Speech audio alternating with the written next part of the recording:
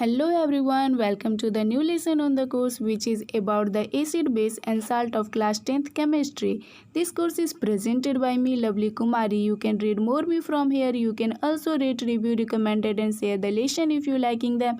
You can also subscribe Crash Foundation. ये हमारा acid, base and salt का 7th part है. अगर आप इससे पहले का वीडियो नहीं देखें तो आप सबसे पहले जाकर के वो सारा वीडियो देख लीजिए. तो हम लोग अपना लेसन शुरू करते हैं. लेसन शुरू करने से पहले एक मोटिवेशनल लाइन देख लेते हैं. हर छोटा बदलाव बड़ी कामयाबी का हिस्सा होता है. देखिए हम लोग जो छोटा छोटा गलती करते हैं उसको हम लोगों को हमेशा सुधारते जाना चाहिए, तभी हम लोग जो बड़ा कोई भी कामयाबी का हिस्सा बन पाएंगे. अगर हम लोग छोटा छोटा मिस्टेक को नहीं सुधारेंगे तो बड़े भी हो जाएंगे, तो हम लोग से वही गलती जो है हमेशा होते रहेगा. इसीलिए हम लोग को हमेशा अपना छोटा छोटा गलती को सुधार लेना चाहिए. तो हम लोग को आज पढ़ना है बेकिंग सोडा. अगर आप पीछे का वीडियो नहीं देखे तो प्लीज़ सबसे पहले जाकर के वो सारा वीडियो देखिए. आपको इसी चैनल पे इसी प्लेलिस्ट में आपको सारा वीडियो मिल जाएगा. तो आप सबसे पहले वो सारा वीडियो देखिए, तभी आपको आगे का कुछ भी समझ आएगा अच्छे से. तो आज पढ़ना है हम लोग को baking soda. Baking soda, the chemical name of baking soda is sodium hydrogen carbonate. और बेकिंग सोडा का जो केमिकल नेम होता है वो होता है सोडियम हाइड्रोजन कार्बोनेट, जिसका फॉर्मूला होता है NaHCO3, और एक होता है सोडियम बाइकार्बोनेट. तो ये कौन सा नेम हो गया? ये इसका केमिकल नेम हो गया किसका? बेकिंग सोडा का. अब इसको प्रिपेयर कैसे किया जाता है तो हम लोग देख लेते हैं इसको प्रिपेयर कैसे किया जाता है. Baking soda is obtained by the reaction of brine with carbon dioxide and ammonia. This is known as Solvay process. इस जिस प्रोसेस से बनता है इसको बोलते हैं सॉल्वी प्रोसेस. इसको आप एक अच्छे से याद कर लीजिएगा. तो देखिए ब्राइन कौन सा हो गया? NaCl+H2O. ये हो गया हमारा ब्राइन. वो कार्बन डाइऑक्साइड और अमोनिया से जब रिएक्ट करेगा तो बनेगा ammonium chloride and sodium bicarbonate. और ये जो सोडियम बाइकार्बोनेट है यही है हमारा baking soda. Now next properties of sodium hydrogen carbonate. Sodium hydrogen carbonate का भी यही केमिकल नेम है बेकिंग सोडा का, सोडियम हाइड्रोजन कार्बोनेट. तो आगे आप लोग कंफ्यूज नहीं होइएगा. अगर मैं सोडियम हाइड्रोजन कार्बोनेट बोल दूँ या फिर सोडियम बाइकार्बोनेट बोल दूँ या फिर बेकिंग सोडा, तो आपको ये तीनों नाम में कोई भी कन्फ्यूज़न नहीं होना चाहिए. बेकिंग सोडा का ही केमिकल नेम है सोडियम हाइड्रोजन कार्बोनेट और सोडियम बाइकार्बोनेट. तो हम अपना लेसन शुरू करते हैं. तो properties of sodium hydrogen carbonate. आप लोग कंफ्यूज नहीं होइएगा कि ये आगे क्या आ गया, ये पीछे कुछ और बताया गया था, तो ऐसे कंफ्यूज नहीं होना है आप लोग को. तो हम लोग शुरू करते हैं. Properties of sodium hydrogen carbonate मतलब कि बेकिंग सोडा का properties. Sodium hydrogen carbonate consist of white crystal white which are sparingly soluble in water. देखिए क्या कह रहा है कि जो सोडियम हाइड्रोजन कार्बोनेट होता है वो वाइट क्रिस्टल होता है जो कि स्प्रिंगली कहने का मतलब कि जो पूरा नहीं थोड़ा कम घुले, ठीक है, लेकिन घुलता है लेकिन थोड़ा कम. स्प्रिंगली सॉल्यूबल इन वाटर होता है और कौन से कलर का होता है? वाइट क्रिस्टल होता है. Sodium hydrogen carbonate is a mild non corrosive base. Non corrosive base कहने का मतलब देखिए हम लोग जब एसिड बेस एंड साल्ट का फर्स्ट या सेकेंड पार्ट जब देखे थे उसमें हम लोग पढ़े थे कोरेसिव बेस क्या होता है. जो मतलब कि कोई भी स्किन पे या फिर कोई भी मटेरियल पे जब बेस गिरता है तो वहाँ का जो एरिया होता है उसको बर्न कर देता है, जला देता है. तो ये नॉन कोरेसिव है, मतलब कि ये हमारी स्किन पे या फिर कोई भी ऑब्जेक्ट पे गिरेगा तो ये नहीं जलाएगा. अब थर्ड प्रॉपर्टी इसका क्या है? Action of heat. Action of heat, जब सोडियम हाइड्रोजन कार्बोनेट पे हीट दिया जाएगा तो क्या होगा? when solid sodium hydrogen carbonate is heated then it decompose to give sodium carbonate with the evolution of carbon dioxide. देखिए ये रहा हमारा NaHCO3 सोडियम हाइड्रोजन कार्बोनेट. जब उसको हीट दिया गया तब क्या बनेगा? Na2CO3 मतलब कि सोडियम कार्बोनेट बन गया plus carbon dioxide gas evolve होगा और वाटर बनेगा. तो इस रिएक्शन को आप अच्छे से देख लीजिए. अब आगे बढ़ते हैं. Uses of sodium hydrogen carbonate. अब इसका सोडियम हाइड्रोजन कार्बोनेट का यूज़ क्या है? Baking soda is used in making of baking powder. इसका बेकिंग पाउडर बनाने में यूज़ होता है. बेकिंग पाउडर, अब वो बेकिंग पाउडर कहाँ यूज होता है? तो जब खाना बनाते हैं, कुकिंग करते हैं, तब कोई जैसे केक बनाते हैं उसमें यूज होता है. तो बहुत सारा फूड मटेरियल में जो है वो बेकिंग पाउडर का यूज होता है. तो किस चीज़ से बनता है? बेकिंग सोडा से बनता है. और कार्बन डाइऑक्साइड भी इससे प्रोड्यूस होता है जो कि सॉफ्ट स्पॉन्ज बनाने में यूज़ किया जाता है उसका. Baking soda is used as an anti acid, और इसको एंटी एसिड के रूप में भी यूज़ किया जाता है. Baking soda is used in toothpaste, और इसको टूथपेस्ट में भी यूज़ किया जाता है, जो कि हमारे हमारे टीथ को बिल्कुल वाइट कर देता है। और प्लेक्यू फ्री, देखिए प्लेक्यू मतलब क्या होता है, जो टीथ के ऊपर येलो येलो जो परत जम जाता है उसी को बोलते हैं प्लेक्यू। तो ये प्लेक्यू फ्री भी बनाता है हमारे टीथ को। Baking soda is used in cleansing of ornaments made of silver, silver से बना हुआ कोई भी ऑर्नामेंट, ऑर्नामेंट कहने का मतलब जैसे कि पायल हो गया, कोई भी गहना वगैरह, पायल हो गया जो कि सिल्वर से बनता है, तो ये जो भी सिल्वर से ऑर्नामेंट्स बनता है उसको क्लीन करने के लिए भी बेकिंग सोडा का यूज़ किया जाता है। Now next bleaching powder, bleaching powder का फॉर्मूला होता है CaOCl2। ठीक है, याद कर लीजिएगा अच्छे से, आप लोग नोट्स में ये सब चीज़ लिख लीजिए ताकि आपको बाद में जब रिवाइज करिए तो आपको कोई प्रॉब्लम ना हो। तो bleaching powder is also known as chloride of lime, bleaching powder को क्लोराइड ऑफ लाइम भी कहा जाता है, chloride of lime.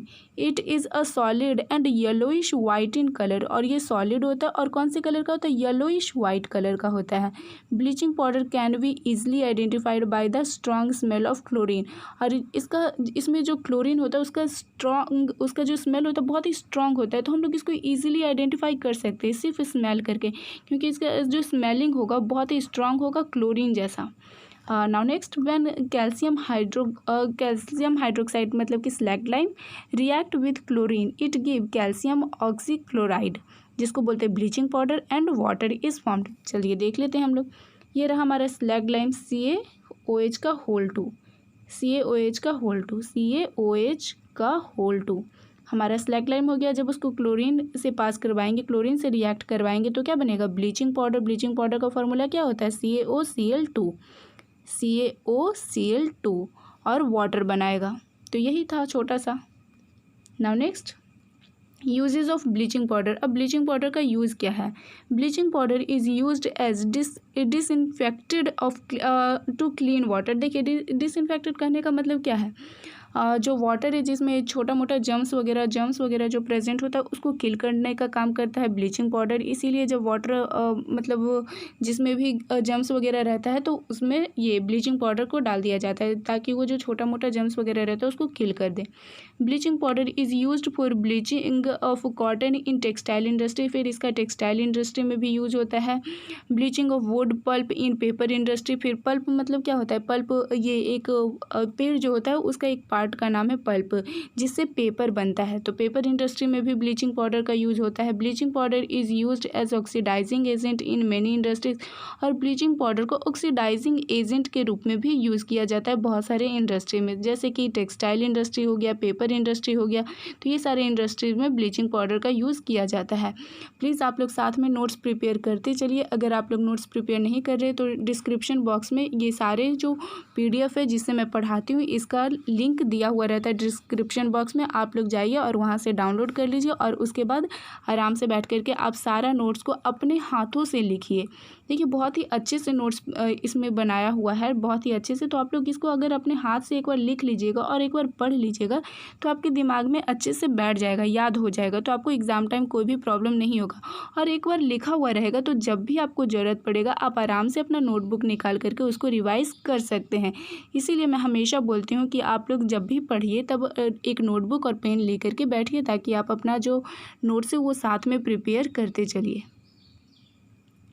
The water of crystallization. Now next topic, many salt contain water molecule and are known as hydride salt। देखिए बहुत सारा salt जो होता है उसमें वाटर मॉलिक्यूल्स प्रेजेंट होता है। वाटर मॉलिक्यूल्स कंटेन क्या हो रहता है तो उसको क्या बोलते हैं, हाइड्रेटेड साल्ट बोलते हैं। वैसा साल्ट जिसमें वाटर मॉलिक्यूल्स प्रेजेंट होता है उसको बोलते हैं hydrated salt. The water molecule present in salt is known as water of crystallisation. इसी को बोलते हैं, जो वैसा साल्ट जिसमें वाटर मॉलिक्यूल्स प्रेजेंट होता है उसी को बोलते हैं वाटर ऑफ क्रिस्टलाइजेशन।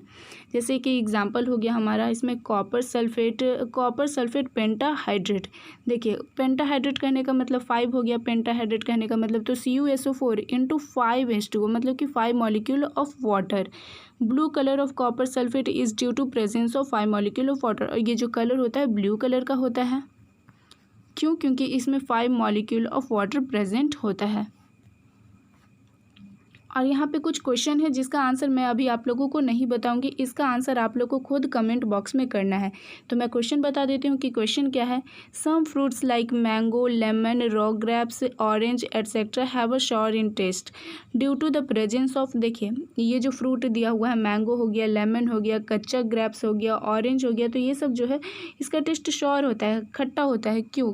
उसमें मतलब कि क्या प्रेजेंट होता है? एसिटिक एसिड होता है, साइट्रिक एसिड होता है, लैक्टिक एसिड, ऑक्सैलिक एसिड। तो जो सही आंसर होगा आप लोग को इसका आंसर जो है कमेंट बॉक्स में डालना है।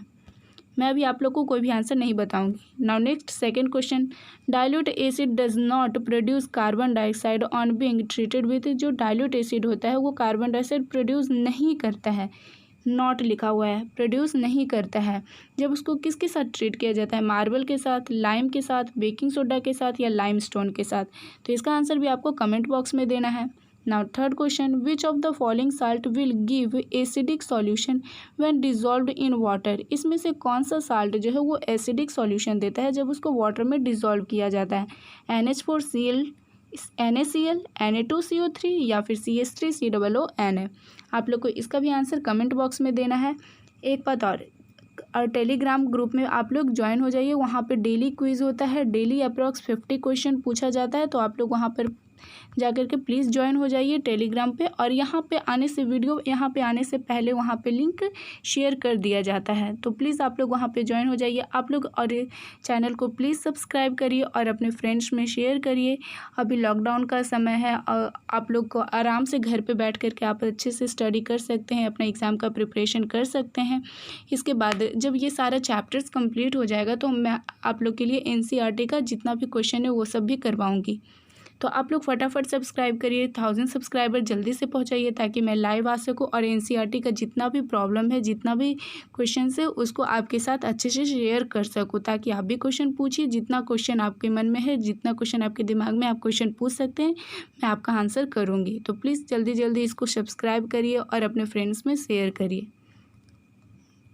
और प्लीज़ नोट्स प्रिपेयर कर लीजिए बहुत ही अच्छे से। आप लोग के लिए इतना मेहनत करके मैं नोट्स प्रिपेयर करती हूँ, तो आप लोग प्लीज़ नोट्स आप अपने हैंड रिटन नोट्स बना लीजिए। ये सब नोट्स तो है ही, आप लोग जाइए डाउनलोड करिए PDF को और अपने हाथ से लिख लीजिए एक बार। कितना देर लगेगा? बहुत ही कम समय लगेगा, क्योंकि बहुत ही अच्छे से लिखा हुआ है। तो इसको आई डोंट थिंक कि अगर आप अपने हाथ से इसको नोट्स को प्रिपेयर करते तो ज़्यादा टाइम लगेगा। अगर थोड़ा बहुत टाइम लग भी जाता है तो आपके लिए फ्रूटफुल रहेगा। तो सो गाइज़ प्लीज़ आप लोग इसको डाउनलोड करिए और नोट्स प्रिपेयर कर लीजिए। आपके एग्ज़ामों के पॉइंट ऑफ व्यू से बहुत ही अच्छा है, फ्रूटफुल है।